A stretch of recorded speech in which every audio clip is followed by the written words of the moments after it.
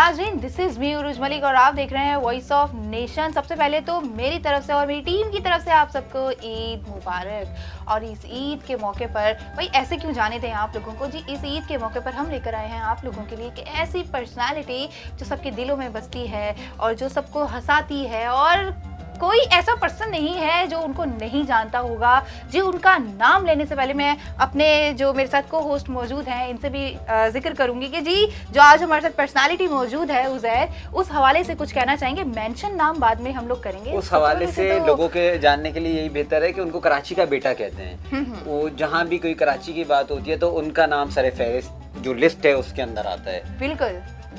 तो उज़ैर, अभी ऐसा करते हैं कि व्यूअर्स जो हैं वो काफ़ी एक्साइटेड हो रहे हैं, तो हम इनको बताते हैं कि हमारे साथ आज कौन सी पर्सनालिटी मौजूद है। So please welcome Saleem Afridi.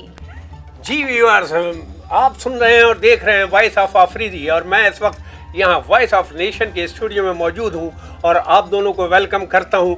क्या जोड़ी है बहुत बड़ा कंट्रास्ट है सर। सर, सबसे पहले तो ईद की बहुत बहुत मुबारक हो आपको और तमाम देखने और सुनने वालों को ईद मुबारक हो। सबसे पहले हमें ये बताएं कि ईद के पे तो हम बाद में आते हैं, सलीम आफरीदी इटसेल्फ, हम सलीम आफरीदी को कैसे डिस्क्राइब कर सकते हैं? मुझे भी कोई कुर्बानी का जानवर ही समझ लो, क्योंकि फिर तो हमें फिर कसाई के तौर पर आपको जो है वो डील करना पड़ेगा नहीं? आप जैसी कसाई नहीं है तो हर जानवर बोलेगा छुरी मुझ पे फेंक। तो बहरहाल सलीम आफरीदी क्या है? सलीम आफरीदी कराची का एक बेटा है, बच्चा है। मेरे वालिद मुमताज़ अली ख़ान आफरीदी एक शायर है, तो वो ये सारी कोई फनकारियाँ कोई विरसे में मिली हैं क्या है। मुझसे पहले ख़ानदान में कोई फनकार नहीं हुआ। शायर, अदीब और फ़ौजी तो बहुत मिले हैं, पुलिस ऑफिसर, फ़ौजी, और तो लेकिन पहला आफरीदी हूँ। और ये नाम भी मुझे, मेरा पूरा नाम है सलीम अहमद ख़ान आफरीदी। वालिद ने कहा ये अहमद क्या लिखता है, इतना लंबा नाम लिख ही नहीं सकते। उन दिनों नया नया शनाख्ती कार्ड बन रहा था तो उनको मुश्किल हो रही थी कि इतने बड़े नाम के लिए पूरे सफ़े का शनाख्ती कार्ड बनाएंगे। तो फिर मेरे वालिद ने कहा सलीम आफरीदी नाम रखो। बस जो शहर में हालात के हवाले से, गुर्बत के हवाले से जो घुटन का माहौल था उसमें खुद हंसना चाहता था। खुद हंसने के चक्कर में लोगों को हंसाना शुरू कर दिया और उसमें कितना कामयाब हूँ और तो वो आप सब जानते हैं। तो आप मुझे ये बताएं जी, सबको तो आप हंसाते ही रहते हैं अपनी चुलबुली बातों से, अपने एक्सप्रेशन से, तो आप मुझे ये बताएं कि आप अपनी पर्सनल लाइफ में भी ऐसे ही हैं या कुछ स्ट्रिक्ट भी हैं? नहीं, बड़ा संजीदा, हसास, और अच्छा। मैं बहुत सा अकेला रहने का आदी हूँ, क्योंकि अकेला सोचना, दूसरों से मुख्तलिफ सोचता था। क्लास में भी अभी मेरे क्लास फेलोज 30, 35, 40 साल बाद वो मिले मैट्रिक 9 मैट्रिक के, तो मैंने उनसे पूछा कि मेरे मुतालिक क्या समझते हो कि मैं ऐसा कुछ बन सकता था इंटरनेशनल छिचोरे टाइप का। तो उन्होंने कहा क्योंकि बड़ा खामोश था, लेकिन अपनी ज़िंदगी में पेंटिंग भी की, जनाब शायरी भी की और गाने भी गाए, डांस भी किया, ये सब कुछ करता था खामोशी से और हैरान कर देता था। तो एक्टिंग मेरे ख्याल से ये परफॉर्मेंस इसी का नाम है कि आप हैरान कर देना चाहता था दुनिया को, और अल्लाह के करम से हैरान किया है। सर, आपने हैरान किया है मुझे। कुछ कराची के हवाले से हम अभी बात कर रहे थे, क्योंकि आपने मुझे इनके होते हुए परेशान किया है। कराची के हवाले से बात करूंगा क्योंकि कराची के लिए आपने बहुत कुछ लिखा, बहुत मशहूर हैं। मैंने इंट्रो में लोगों को बताया कि कराची के बेटा आपको कहा जाता है। अब मुझे बताएं कि कराची से कितनी मोहब्बत और कैसे मोहब्बत, कब से मोहब्बत है? मैं ये समझता हूँ कराची में पैदा होने वाला हर जवान, हर शख्स कराची का बेटा है, और ये कौम होनी चाहिए, कराची वाली कौम होनी चाहिए, क्योंकि ये ईद है और ईद पे जो समझ लो छुट्टियां मनाने अपने अपने गांव गए हुए ना उनको कराची का नहीं समझो, उनको मुसाफिर समझो। कराची का वो है जो कराची में पैदा हुआ है। और मैं खैर उनको भी बुरा नहीं कह रहा, लेकिन एक बात बता रहा हूँ, ईद पे पता लग जाता है कितने लोग कराची का बेटा होने और यहाँ रहने या कमाने या ज़िंदगी गुजारने के बहुत ज़रूरी है उनके लिए। तो क्योंकि कराची में जब लोग गांव जा रहे होते हैं ट्रेनें भर भर के, और वो तो अभी ट्रेनें अब कुछ पटरियाँ वटरियाँ मिस हुई हैं तो इतना रश है कैंट पे और जनाब सिटी पे, और वो जो उसकी छतें छू रही हैं बारिशों के मौसम में तो सब भीग गए। तो कराची का हर वो शख्स बेटा है, क्योंकि मैं बड़ा हसास हूँ। मैं दुनिया में कहीं भी रह नहीं सका। अमेरिका गया नौजवानी में शादी से पहले, और वहाँ भी शोज़ करने गया था। तो बहुत सारे लोगों ने ऑफ़र की, फिर उससे पहले यूरोप गया था, उसमें लोगों ने ऑफ़र की कि यहाँ रह जाओ, रुक जाओ और ये जाओ, यहाँ बड़ा स्कोप है।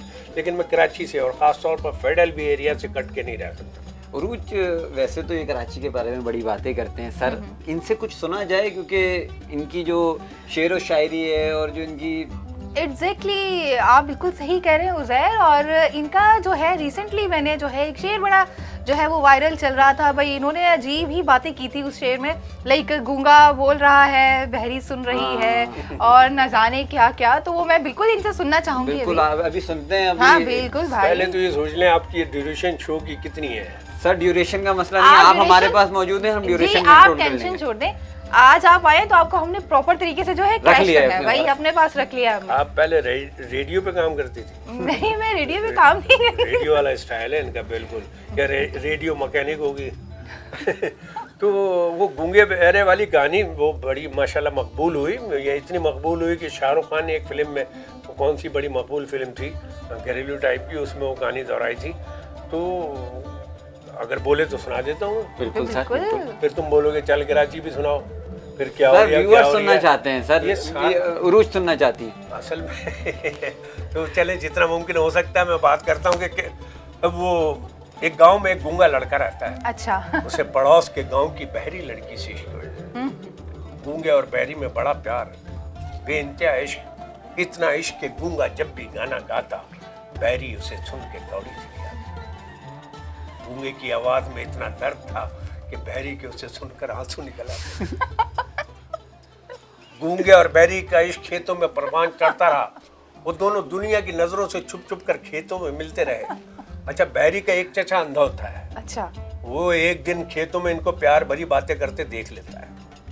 अंधा चचा जैसे ये देखता है उसकी बहरी भतीजी गूंगे से इश्क फरमा रही है खेतों में, वो दौड़ता हुआ गांव में जाता है बहरी के माजूर बाप की तरह। बाप माजूर था बेचारे की, ट्रेन के हादसे में आधी आधी टांगे कटी हुई, घर के दरवाजे के बाहर व्हील चेयर पे बैठा हुआ था। वो माजूर बाप अपनी बच्ची का किस्सा सुनता है, गुस्से में खड़ा हो जाता है, घर के अंदर दौड़ता हो जाता है, घर से साइकिल निकाल के लाता है, बाहर आके मोटरसाइकिल स्टार्ट करता है, फिर लड़के और लड़की के पास ले जाके खेतों में कार को रोकता है, घोड़े से उतरता है, सुजुकी का दरवाजा बंद करता है। माजूर बाप की आंखों में खून उतरा हुआ, उधर बहरी खड़ी, उधर गूंगा, गुस्से में जेब से खंजर निकालता है, फायर करता है। क्यों? खंजर निकाल के फायर करता है। वही तो। जैसे फायर करता है पिस्टल में से तीर निकलता है। पिस्टल में से लड़का और तीर लड़की खड़े हैं, तीर सीधा खुसरे के सीने में।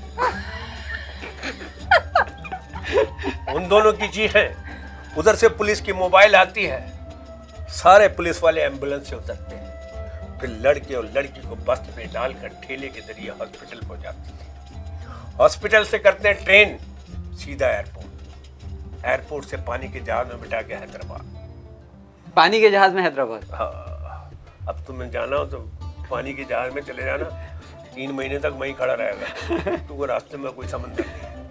गूंगे को रास्ते में कोई समंदर नहीं है ना, वो हैदराबाद, क्योंकि ये स्टोरी में सब चलता है। हैदराबाद में गूंगे को उसका एक अंधा दोस्त मिलता है। अंधा तो होता मगर वो गंजा भी होता है, नाक उसकी खानदान में कट चुकी है, दोनों हाथ शुरू से नहीं है, टांगे तो पैदाइशी थी नहीं। अब तुम पूछोगे उसमें बचा क्या? यही मैं सोच रहा था सर, उसमें फिर बस 2 किलो गोश्त फ्रिज में पड़ा था। ईद के हवाले से बता रहे हैं सर, बिल्कुल वैसी स्टोरी अंधा जिसके हाथ भी नहीं है, टांगे भी नहीं है। 1 साल बाद उसके यहाँ लड़का होता है, वो लड़का बड़ा होता है, वो डॉक्टर है, उसकी पंचर की दुकान है, वो उसे ले जाता है। लेकिन ये आजकल के डॉक्टरों पे सही बैठ रहे हैं जैसे मुल्क के हालात हैं। उसे ले जाता है बादशाह की तरफ, बादशाह का पान का खोखा है, वो उसमें चूना लगा रहा है। Exactly, सही हो रहा है। और मैं तुम्हें चूना लगा रहा हूँ। वैसे ही चूना लगा रहे हैं, सर की स्टोरी वैसी है जैसे हम सुनते थे कि कराची पेरिस बन रहा है, या वैसी स्टोरी। आज कराची के जो हालात हैं और इन बारिशों में जो हाल, सर बारिशों के हवाले से कुछ हो जाए जरा, अभी डूबा हुआ है कराची। सबसे पहले तो ये डूबा हुआ है कराची, ये तो बाद में बात करेंगे। सबसे पहले मैं आपसे, 2 दरिया हो, मैं हूँ, तुम हो, बारिश हो, मुझे खांसी तुम्हें नज़ला और साथ में खारिश हुआ। कोविड का टेस्ट होगा तो फिर तो। उज़ैर, इन्होंने आपको खारिश बोला? हाँ, मैंने देखा। आपको फील हुआ? ना, मुझे होता है फील, कोई मसला नहीं। आप एक काम करें, अभी इस शो में अपनी फीलिंग्स को खत्म कर दें, महसूस ही ना करें। मैं तो आपके लिए हवाले से शेयर कर रहा था, लेकिन आपकी तरफ इशारा नहीं कर सकता था। अब इसको अगर है तो ये तो खुजा भी सकता है। औरतों तो बहुत बुरी लगती है, बारिश में तो औरतें बहुत बुरी लगती है।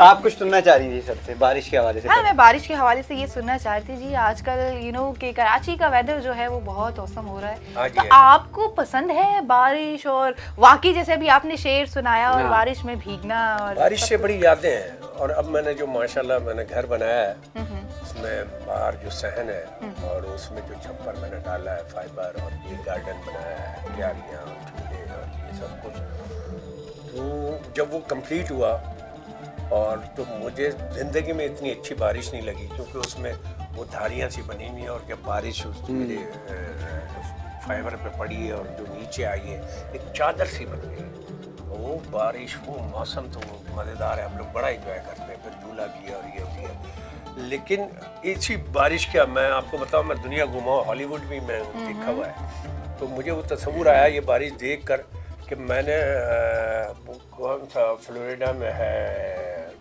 ड्रीम वर्ल्ड तो यहाँ है, और इसी तरह का कोई नाम है, वहाँ मैंने शोज़ देखे हैं, तो कार्टून शो जिसमें उन्होंने ये पानी का पर्दा बनाया था, उस पर फिल्म चल रही थी कि कार्टून बाहर भी जाते हैं, और डिज्नी वर्ल्ड। तो वो बारिश जब उन्हें ज़रूरत होती थी, वो पहाड़ से कूद कर वो कार्टून पर्दे पे आ जाता था, एकदम फुवारा बारिश का होता था, बारिश का पर्दा यानी वो पानी का पर्दा बन जाता था, तो वो घर में वही मज़ा आता है। तो बारिश तो बचपन की तो कीचड़ याद है, नदी याद है, नाले याद हैं, घर तक पानी आ जाता था। शुक्र है कभी बारिश के पानी, हम पठान लोग हैं और हम घर में किसी को दाखिल नहीं होने देते, तो कभी बारिश का पानी भी दाखिल नहीं हुआ, लेकिन मोहल्ले में ज़रूर आता था।